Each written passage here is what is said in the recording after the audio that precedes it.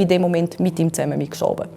Also ich habe wie nicht verstanden, wie kann man sich so selber zerstören. Das verrupft einem manchmal fast selber als Kind.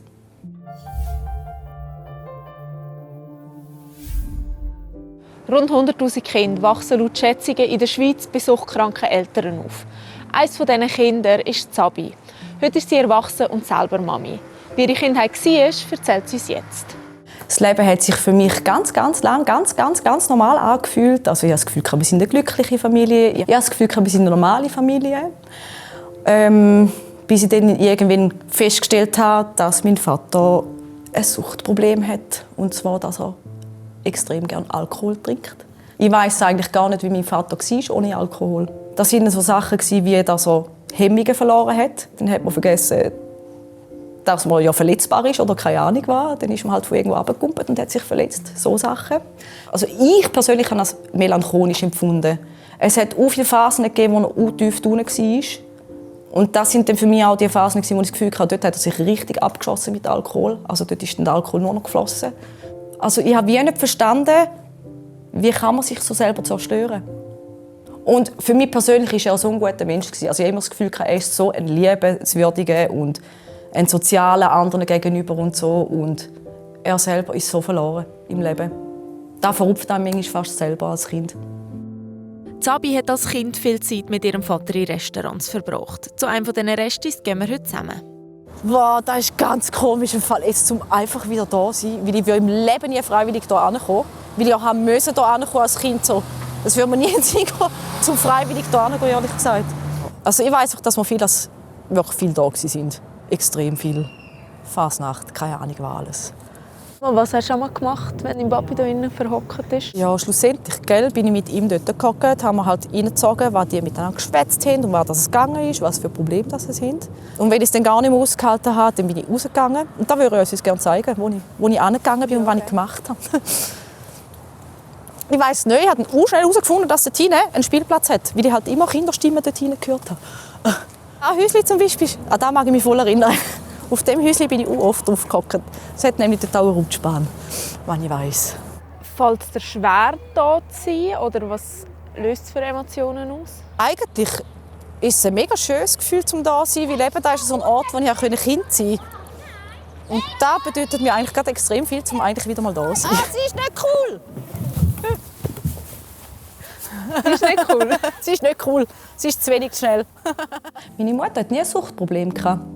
Und das ist halt auch das, was ich ihr sehr hoch anrechne eigentlich und einen extrem hohen Respekt habe davor, dass sie so lange das ausgehalten hat. Für uns gehe ich sehr stark davon aus.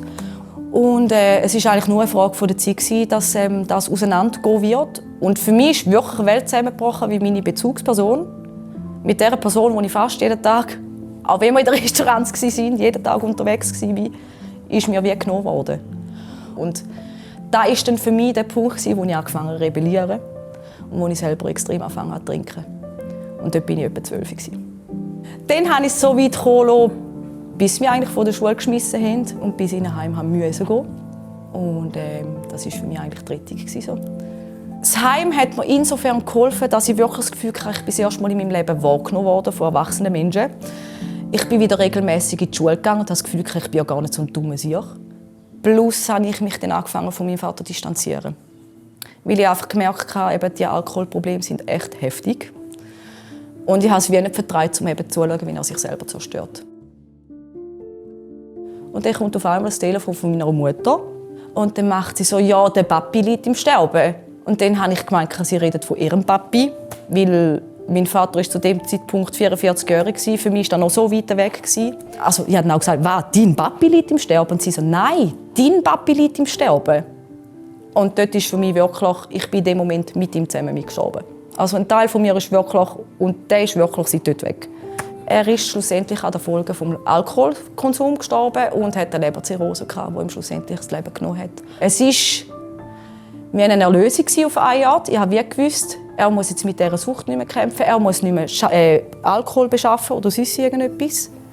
Hankerum war mal hässig auf ihn. Wieso konnte er nicht einfach einen Entzug mal machen? Wieso konnte er nicht auf sich besser selber schauen?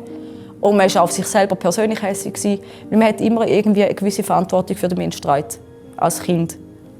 Und ich habe absolut gefehlt in dem Moment. Für mich war es wirklich ein absoluter Fehler. Ich konnte ihn nicht beschützen. Und da merkt man halt eben, dass einfach die Rollen völlig vertauscht sind, oder, von Kind und Eltern. Mein Glück war wirklich meine Familie. Also das heisst, mein Sohn und mein Lebenspartner, halt, die dort wirklich für mich eigentlich immer da waren. Oder? Vor allem mein Lebenspartner, der mich extrem getragen hat. Und heute noch extrem getragen in schweren Situationen. Oder wenn es mich wieder mal nimmt, wenn mich die Trauer wieder mal nimmt oder sonst irgendetwas. Genau. Geholfen hat ihr auch der Verein Löwenzahn-Kinder, eine Selbsthilfegruppe für Menschen mit suchtkranken Eltern. Sabi erzählt, dass sie früher ab und zu noch Alkohol getrunken hat. Seit 5 Jahren trinke sie gar nichts mehr. Sie wünscht sich, dass alkoholkranke Menschen nicht mehr so stigmatisiert werden. Oft sind krasse Schicksale dahinter. Wirklich extreme Schicksale. Die Leute müssen sich betäuben. Meistens. Und man behandelt es wie Abschaum. Also es ist ja nicht so, dass sie genug erlebt haben im Leben. Nein, man muss auch sagen, hey, schau an, was ist das für eine? Oder schau sie an, was ist das für eine? Anstatt dass man einfach vielleicht mal hinter den Menschen schauen will und einfach mal hinterfragen. Ich würde mir echt auch wünschen von der Gesellschaft, dass der Alkohol nicht mehr so einen normalen Platz in der Gesellschaft hat. Es ist so völlig normal, dass du trinkst, aber es ist so völlig abnormal, wenn du sagst, hey, ich habe keinen Bock, etwas zu trinken. Und das ist für mich eine völlig verkehrte Welt.